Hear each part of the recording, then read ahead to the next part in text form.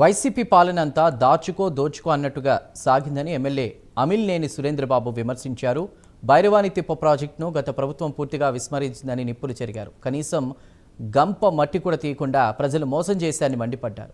2028లోపు BTP ప్రాజెక్టును పూర్తి చేసి నియోజకవర్గంలోని అన్ని చెరువులకు నీళ్లు అందిస్తామని హామీ ఇచ్చారు.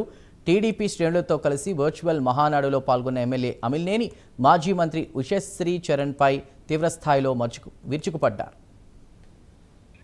వెనుకబడిన ప్రాంతాన్ని పూర్తిగా నట్టేట ముంచిపోయిన వ్యక్తి ఆమె ఉషశ్రీ చరణ్ గారు.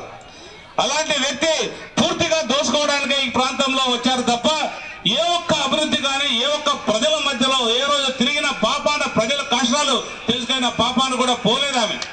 అలాంటి ప్రజల మధ్యలో నన్ను మరీ కూడా చంద్రబాబు నాయుడు గారు ఇక్కడికి పంపించాడు. 2018లో మా నాయకుడు ఆనాటి ముఖ్యమంత్రి నేటి ముఖ్యమంత్రి వచ్చి భూమి పూజ చేసిపోయాడు భైరవాని దీప ప్రాజెక్టుకి.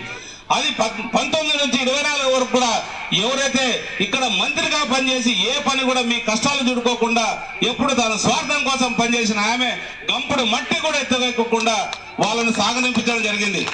అలాంటి సందర్భంలో మీరు నన్ను ఎన్నుకున్న తర్వాత ఎన్నికల సమయంలో కూడా మీకు మాటిచ్చాను. ఈ భైరవాని దీప ప్రాజెక్టు పూర్తి చేస్తానన్నాను, పని ప్రారంభించాను.